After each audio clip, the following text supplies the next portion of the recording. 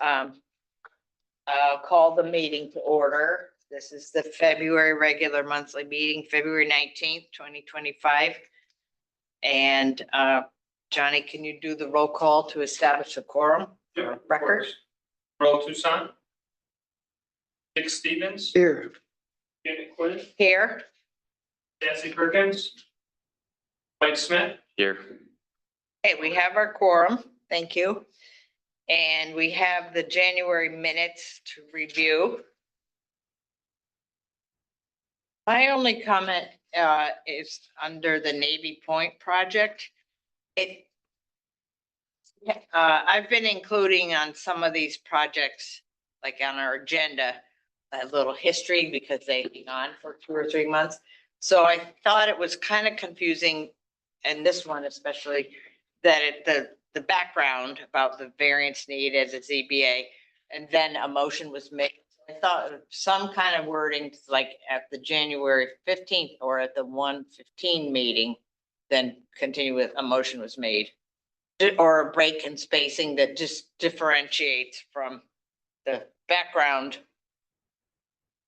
actions to what we did in this meeting at the minutes. And that's the only comment I had about this.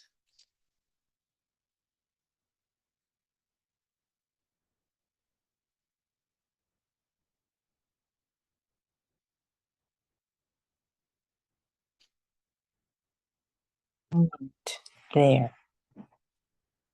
Oh, hello, can you hear us? Yep, I can hear you. Can you hear us?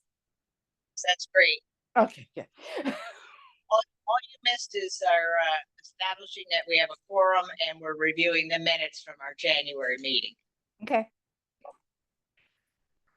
Any other comments? The only question I have is on the one for Toussaint.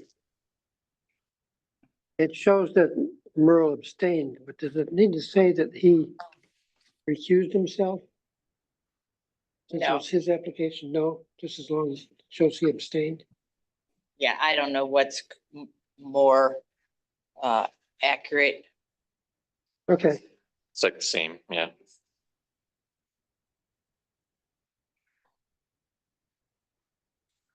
Yeah. Okay, I'll make a motion to accept the minutes. second, thank you.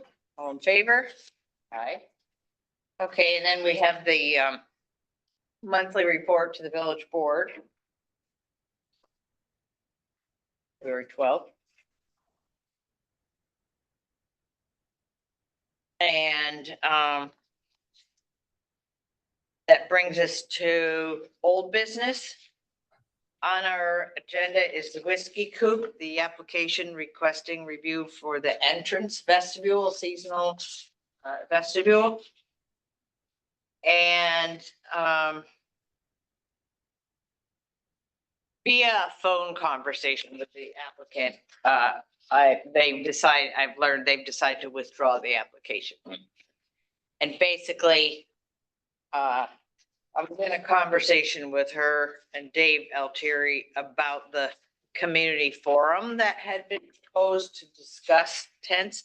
And the applicant was very upset about that forum.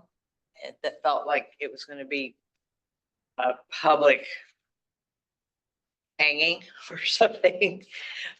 So that's not what she said at all, but it felt like it was an intrusion on business to put her business out for all to debate. So that's been canceled. I think something will be reconfigured to discuss this, but when we were discussing the issue and the fact that we want public comment, I mentioned this and she said, given the fact that it's February. Yeah. Winter's almost over. Not really, but so we're done. We're not going to pursue this year. I was in there about a month ago. It's something to eat, and I really didn't find it a problem. I was sitting at the table next to the door. Yeah, I it wasn't a big It draft. wasn't a big, no, wasn't a That's big deal. good. It's pretty hot in there for Yeah, a it little gets very place, warm. yeah. So it probably maintains a little bit. And just for conversation's sake, I said, one reason that we want to have public input is we're not necessarily saying we're against it. We're saying it doesn't meet our current zoning. And if the community feels it's okay to have tents, then we should change the law, other than for a weekend or 5 days. Right. But if the community thinks it's not a fit for Main Street, and I said, there could be 4 or 5, and she challenged that. It's like, that's never gonna happen. It's like, well, a lot of things happen that we think are never gonna happen. But she said, I'm a law-abiding property owner. If the community or you guys decide that tents are not allowed, I'll deal with that. So anyway, so Whiskey Coop is off the docket.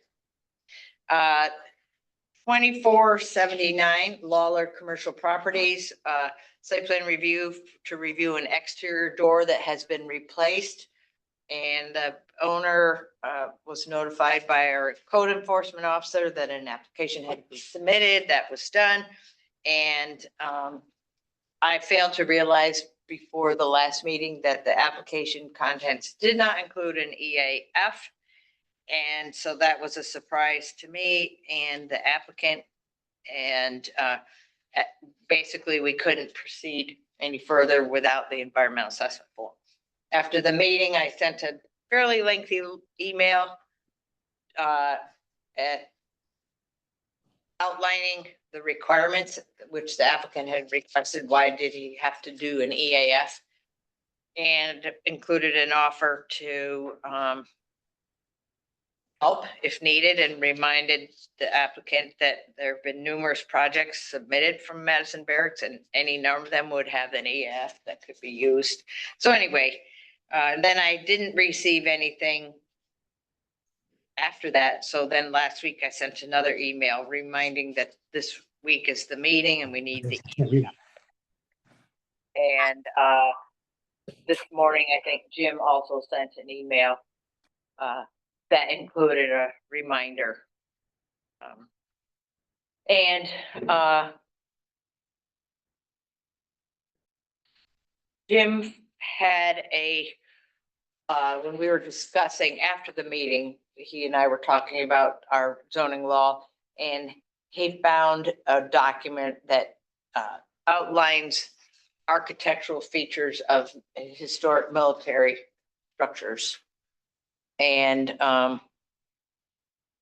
that was very helpful because it includes specific references to Sackets Harbor, structures at the battlefield, and several within Madison Barracks. And including like the health club doors, and then in the definition of the doors, or in the definition section, there was a definition and photo of what the type style of door is that was on that building. With that document or pictures in the folder. The full email there, I have the 3 pictures, but not the individual pictures. But the from the document. That's right there, the half glazed door. Oh, okay, yeah, thanks. I didn't see that in mine. I know I've seen it, but I just.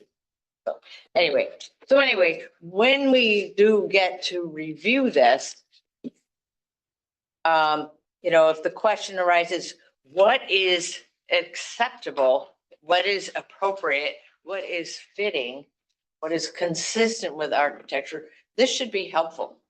And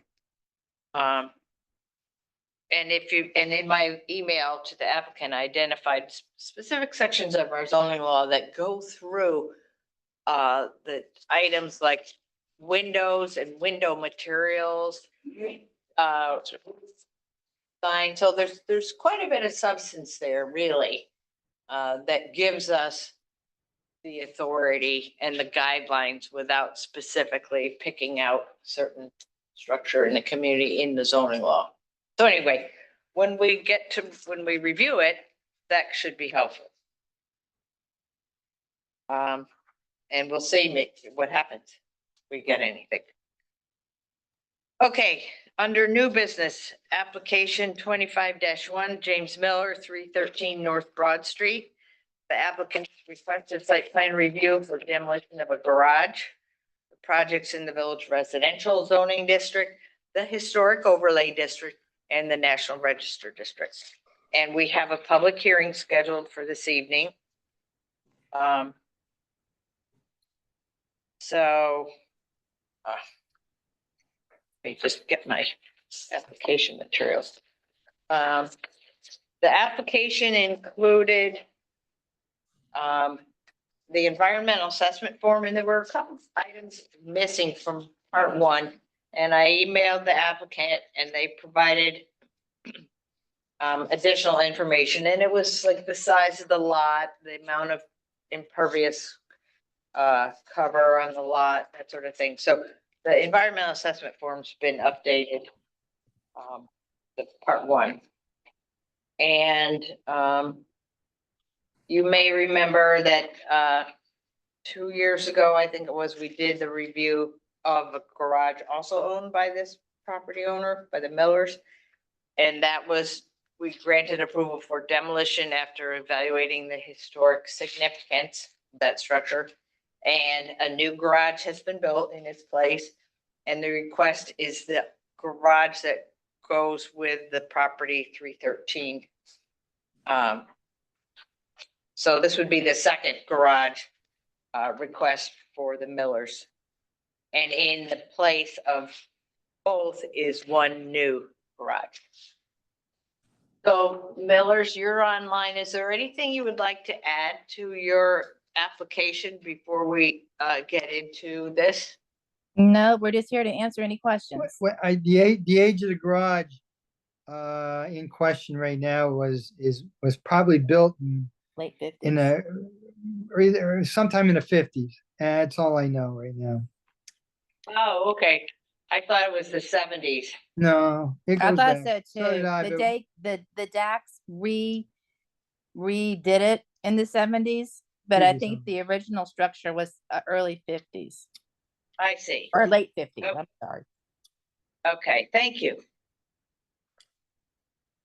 Okay, sections of the law, it is in the historic overlay district. And demolition has specific requirements, and in 2021, the zoning law was revised and amended. And the way the review for demolition works is the planning board has to determine if there's historic significance or architectural significance for the structure.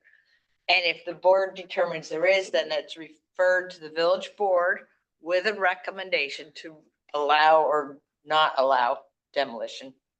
And then the village board would make their review and determination. If the planning board determines the structure is not significant historically or architecturally, this board is authorized to approve the demolition. So let's take care of this environmental assessment form. Like a lot of the projects we review in the historic National Register district, which is what triggers the long form.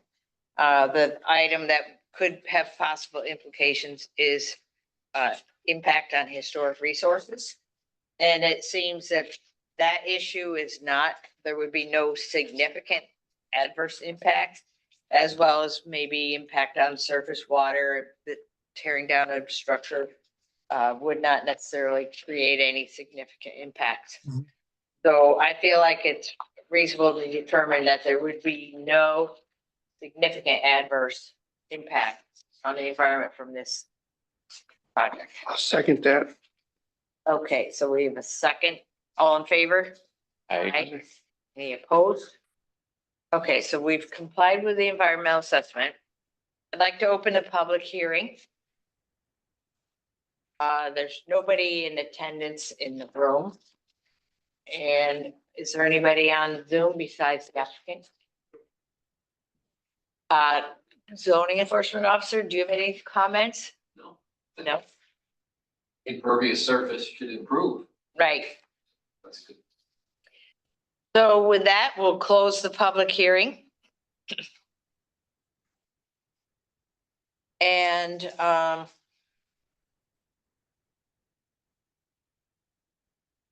do we have a complete application? We have the environmental assessment form. We have the zoning application. Site plan review application. And related to this is the fact that we already reviewed the other garage on site and did a thorough, I think, a thorough review of the history of the site and looking for information that would say that the site or the structure had significance either architecturally or historically. And this structure is less historic probably than the other one. So I don't feel we need any further details about the structure itself. I That's my, move that we have a complete. I'll second that. All in favor? Aye.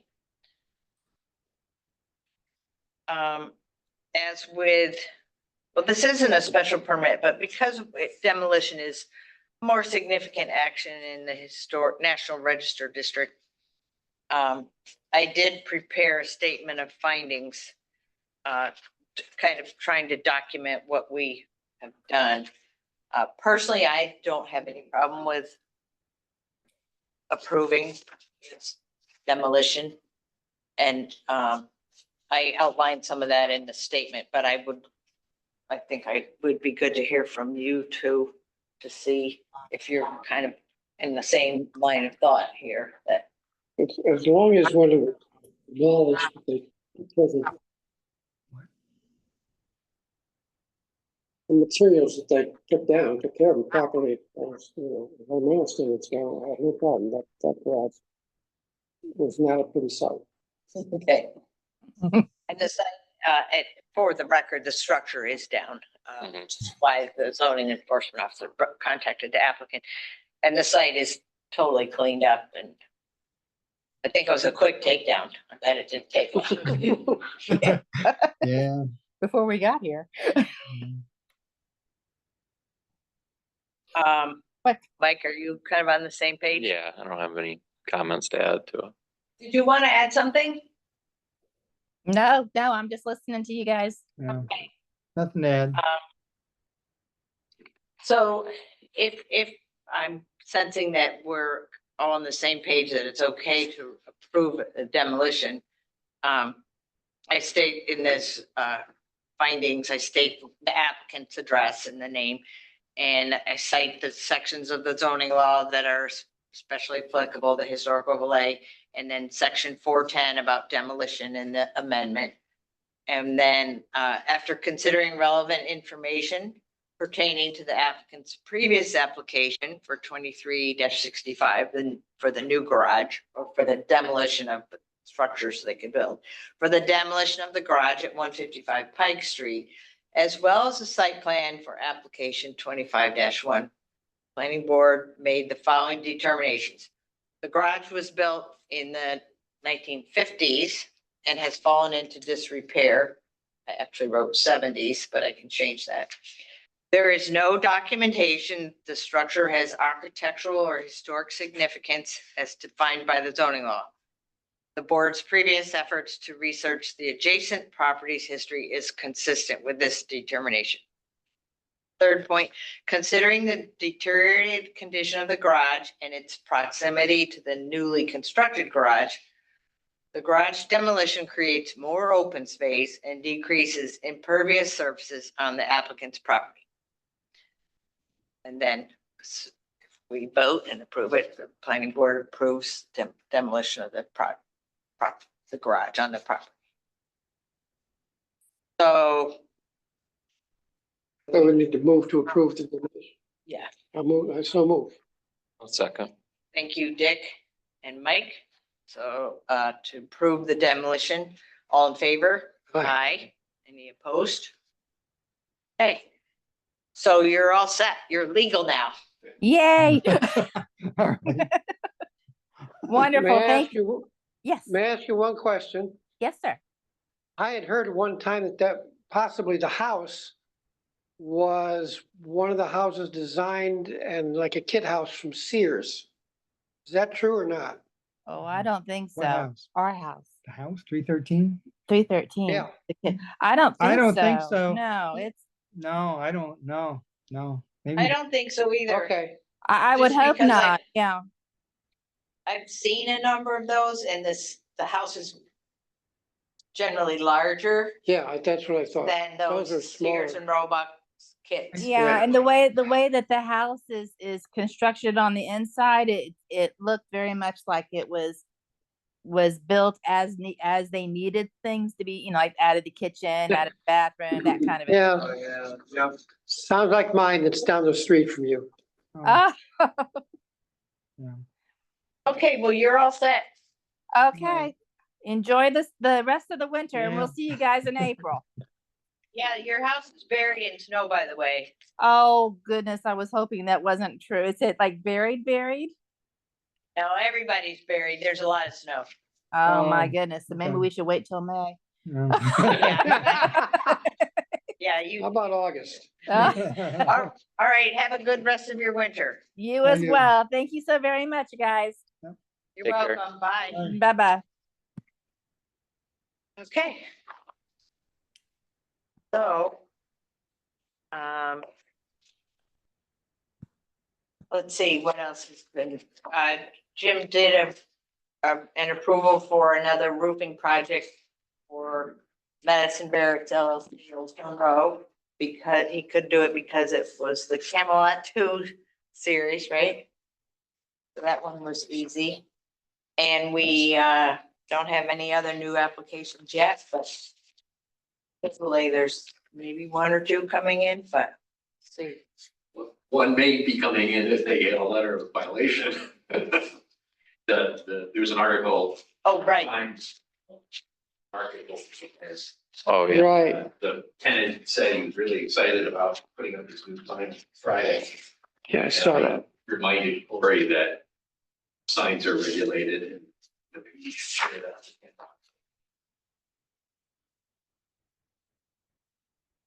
Wonder how much of that, when you're renting a property like that and you want to put your sign up, because we've, several people down Main Street that rent out or lease out their space as a business and that, but they've come in and done that as opposed to the landlord.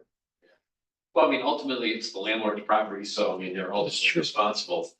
I think in the barracks, when Mike Campbell was, manager, he used to do a lot of that work, Yeah, I did. for the tenants to kind of Mhm. move things along for them, plus he knew the process. So it's kind of new to Corey and it's obviously new to the tenant, so. It's good to be proactive and try to avoid a problem. Yeah, Yeah. And these are things people that are starting a business should be thinking about. Yeah. Sometimes it's overlooked. Yeah. We're not gonna be tough on them, but it just needs to get done. Well, okay, so the next meeting's, March 19th. I believe. okay. So shall I move to adjourn? I'll second it. All in favor? Great.